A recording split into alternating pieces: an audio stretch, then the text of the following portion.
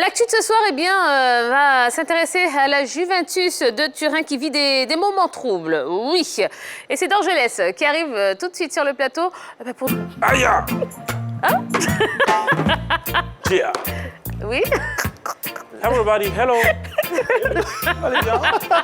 Ah non, c'est très Je sais pas ce que vous avez tenté de faire, Dorgelès. Ah bon? C'est quoi, c'est Où étiez-vous avant l'émission?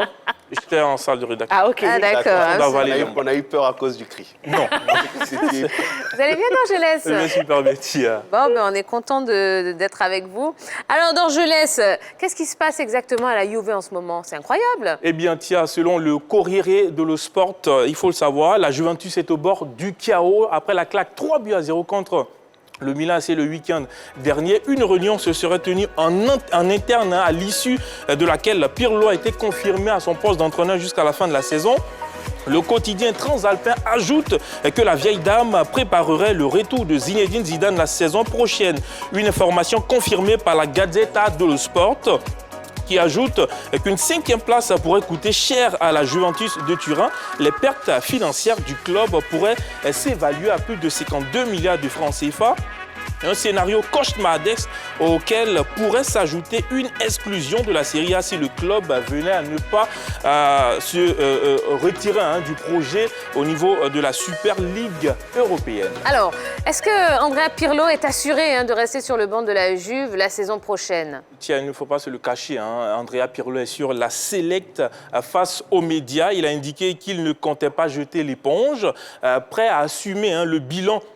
Après sa première saison au niveau de la Serie A, Pirlo a toutefois expliqué qu'il s'est adapté à toutes circonstances, notamment dues au Covid et aux blessures, parce que les blessures ont beaucoup fatigué les joueurs de la Juventus cette saison. D'accord. Alors, je me retourne vers la team. Yellow et Yves Boris, qu'est-ce que vous pensez de la saison de la Juve? C'est une saison vraiment mi-raisin, j'ai envie de dire, une saison catastrophique parce que la Juventus ne nous a pas habitués à un tel niveau de jeu, mais aussi le rang que la Juventus occupe aujourd'hui, 5e au classement de la Serie A. La Juventus est toujours dans le top 4, je vais dire parmi les deux premières places, soit premier ou deuxième. La Juventus est restée au top pendant bien des années, a gagné le championnat à maintes reprises et on s'était dit que la Juventus allait monter même en régime avec l'arrivée d'un certain Cristiano Ronaldo qui allait être la valeur ajoutée, le joueur plus dans cet effectif déjà riche côté turinois, mais que nenni. Au fil des années, on a le sentiment que la Juventus régresse. La Juventus s'est fait accrocher par les autres équipes du championnat qui ont réussi à se renforcer et à tenir la dragée haute à cette formation de la Juventus Turin. Aujourd'hui, qu'est-ce qui fait que cette formation-là soit en constante régression? C'est la grande question. Il y a beaucoup de facteurs qui sont évoqués. On parle de Covid, c'est vrai, mais toutes les équipes aussi ont été frappées par le Covid. Covid et blessures. Covid et blessures, mais beaucoup de blessures côté Juventus. Mais j'estime que c'est un effectif assez vieillissant aussi, parce que c'est des joueurs qui sont au haut niveau depuis des années, qui jouent 5 ans, 6 ans ensemble et qui, après un moment donné, sont épuisés parce qu'ils enchaînent les matchs avec les compétitions internationales. Donc, je pense qu'à un moment donné, ça use.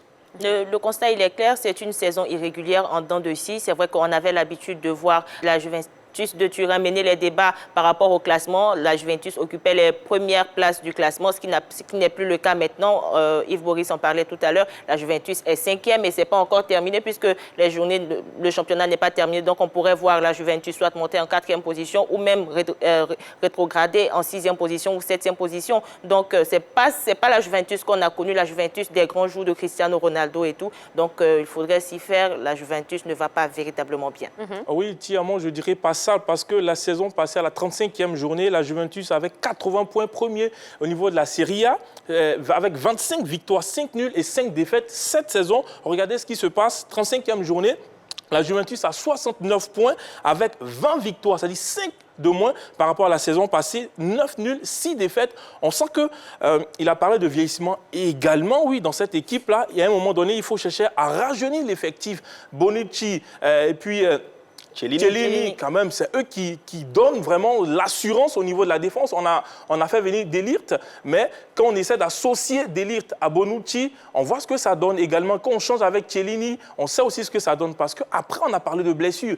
On a senti cette saison-là des compositions. De Ligt, Bonucci, à un moment donné, on a eu De Ligt, Chiellini. La blessure est un facteur vraiment qui a permis à l'équipe de la Juventus de ne pas pouvoir continuer à gagner au niveau de la Serie A et ça compte énormément. D'accord.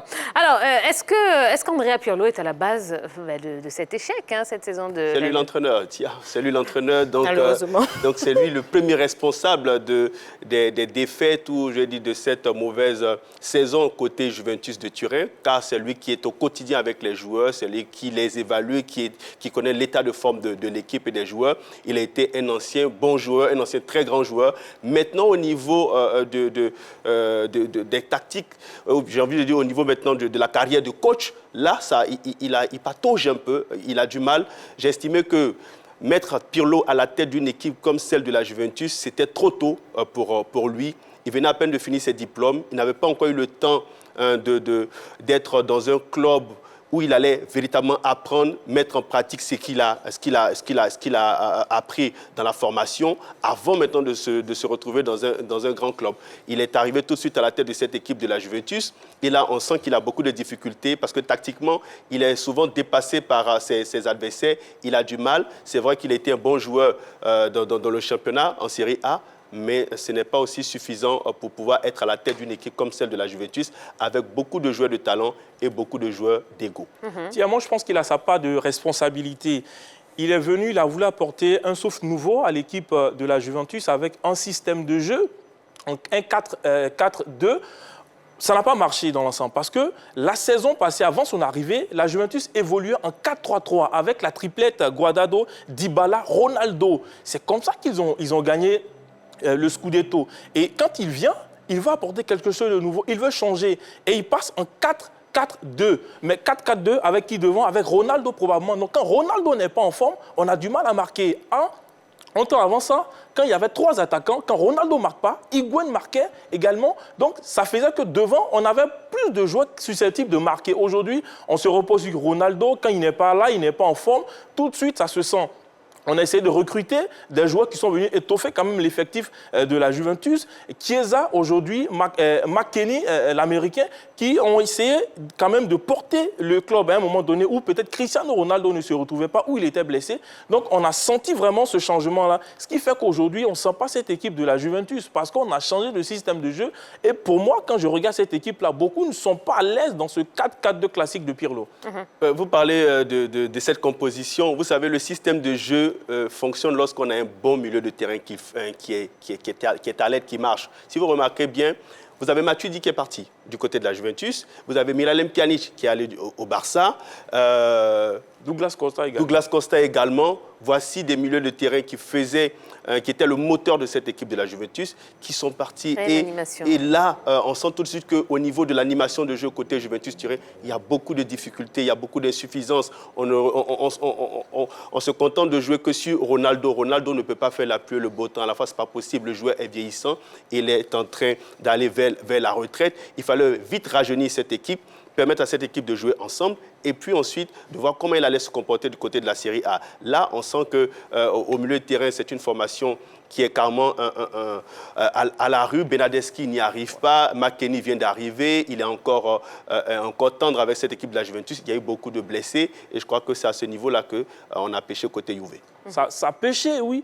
Et puis, on n'a pas senti cette saison Dybala. C'est 18 blessures. Mais il était blessé. Cette saison de Paulo Dybala, c'est un élément clé par rapport à la saison passée. Il avait marqué 11 buts et puis il avait joué 33 matchs sur 38 possibles. Aujourd'hui, vous avez 18 matchs sur 35 possibles avec seulement 3 buts. Donc, la blessure également de Dybala n'a pas permis à l'équipe quand même de la Juventus de pouvoir continuer à gagner parce que c'est un élément aussi important. Si on a 18 blessures sur une seule saison, ça prouve que vraiment, on ne peut pas continuer à gagner parce que Dybala est un élément important dans le dispositif de la Juve.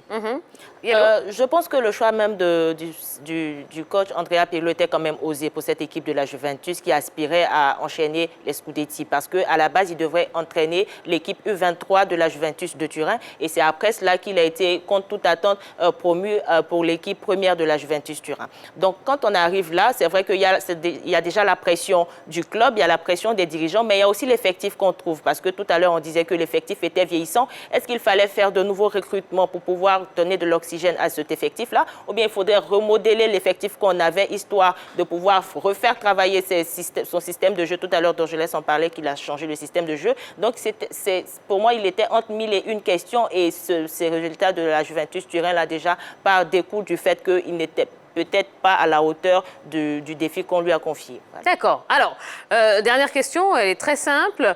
Est-ce que la Juve doit garder Andrea Pirlo sur son banc? Pour moi, non. Pas du tout. Je crois qu'Andrea Pirlo devait rendre le tablier parce que à la tête de la Juventus, je crois depuis 2 saisons maintenant, il a eu véritablement et largement le temps parce que l'effectif qu'il a, c'est un effectif quand même où il y a de très bons joueurs, de très grands joueurs. Il aurait pu faire quelque chose de bien. Cette année, la Juventus est à la 5e place. Ce n'est pas le rang que la Juventus de Turin doit pouvoir occuper en Série A. Le jeu proposé, le contenu de jeu de l'équipe de la Juventus n'est vraiment pas au goût des supporters. L'équipe a du mal à enchaîner les victoires. Quand elle rencontre des formations comme l'Inter et l'AS Roma, on sent tout de suite la difficulté côté Juventus de Turin. On sent que le bloc équipe, le collectif n'est pas en place. Les automatismes ne sont pas en bonne synergie. Et je crois que là, tout cela repose sur lui. Je crois qu'aujourd'hui, pour lui, il serait préférable qu'il parte et qu'il laisse la place à une autre personne qui va venir construire une équipe de la Juventus performante pour les saisons à venir. D'accord. Même question pour vous, Yellow. Est-ce qu'ils doivent garder Pirlo sur le banc de la Juve? Je pense que oui, parce que déjà, il a essayé de s'expliquer. Il a parlé des raisons de la Covid-19 et des blessures et qu'il a essayé de s'adapter pour des raisons internes. Donc, pour moi, si on doit parler de faute ou on doit parler de mauvais résultats de la Juventus Turin, ce n'est pas que du fait de l'entraîneur, mais c'est quand même du collectif et des dirigeants. Donc, il faudrait le lui concéder, lui accorder, pourquoi pas, une autre saison. D'accord. Non, pour moi, non, parce qu'il a beaucoup encore à prendre. On a senti des insuffisances dans le match contre le Milan AC, parce que quand une équipe en difficulté à un moment donné, l'entraîneur doit être capable de lire le match et pouvoir apporter des changements pour aller gagner ces matchs-là. On a eu Conte, Allegri, Sarri, eux tous, ils ont gagné la première année, quand ils sont arrivés à la Juventus, ils ont gagné un titre. Sur ces 4 dernières saisons, c'est le seul qui n'a pas réussi sa première saison à gagner un titre avec le Milan AC, ça compte au niveau... La Juventus. Avec la Juventus, autant pour moi, parce que ça compte énormément du côté de la Juventus. Gagner des titres, surtout le championnat d'Italie, ça c'est la priorité. Après, au niveau de la Ligue des Champions, on essaie un tout petit peu d'aller au fur et à mesure. Donc, dans l'ensemble, moi, je pense qu'il faut penser peut-être à Zidane, penser peut-être à Maximiliano Allegri pour un retour. Et puis, j'ai vu quelque part aussi qu'on peut essayer de changer carrément avec Simone Inzaghi. D'accord. Ah oui, si, c'est pas faux. Ouais, Simone Inzaghi pourrait faire l'affaire du côté de la Juve. Zidane, je ne suis pas trop sûr parce que j'ai le sentiment que le Real va vouloir garder Zidane encore pour longtemps. Regardez ce qu'il est en train de faire quand même avec l'équipe du Real Madrid. Mais si vous remarquez bien, j'ai envie de donner un seul exemple. Il a fait jouer Cuadrado, un ailier, comme latéral droit. Ouais. C'est pas possible. On ne peut pas se comporter comme ça quand on est entraîneur. Cuadrado, ce n'est pas un latéral droit, c'est un ailier, c'est un attaquant des couloirs, ce n'est pas un latéral droit. Et il a joué cette saison en tant que latéral droit. Je crois qu'à ce niveau, c'est la faute de Pirlo. D'accord. Bon, eh bien, de toute façon, on verra bien hein, et on sera situé très prochainement. Concernant donc le sort d'Andrea Pirlo dans ce club de la Juventus Turin. Allez, on va marquer une nouvelle pause. Oui, juste après ces quelques minutes, eh bien, nous parlerons de Serge Aurier hein, avec un mercato assez animé. On vous expliquera tout. Et puis, n'oubliez pas ce document exclusif hein, de Franck Kessié. Franck Kessié qui s'exprime au micro de la grande team. Et ce qui nous emmènera à la question LGT pour laquelle vous pourrez nous appeler hein, pour nous dire ce que vous en pensez. Eh bien, Franck Kessié doit-il quitter le Milan AC? On a hâte de savoir ce que vous en pensez. Allez, à tout de suite.